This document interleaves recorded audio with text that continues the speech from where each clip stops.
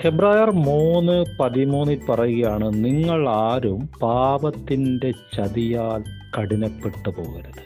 പാപത്തിന്റെ ചതിക്കുകയാണ് പാപം. പക്ഷെ മനുഷ്യർക്ക് ഇത് മനസ്സിലാകാൻ പറ്റുന്നില്ല. സൗന്ദര്യം, പണം, പൊസിഷൻ, സമ്പത്ത്, കുടുംബം, ബന്ധങ്ങൾ, ഇതെല്ലാം ഒരു മനുഷ്യനെ അഡിക്റ്റാക്കി വെക്കുകയാണ്.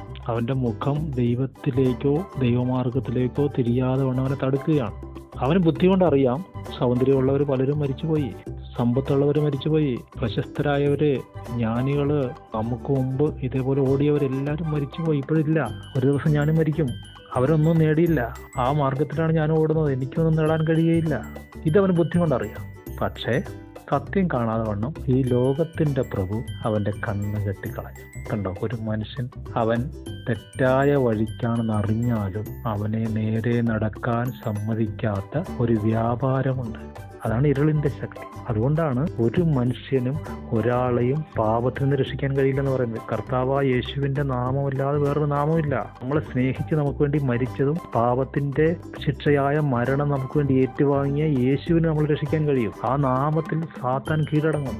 ആ ചതിയിൽ നമുക്ക് രക്ഷപ്പെടണം, യേശുവേ എന്ന് വിളിക്കണം.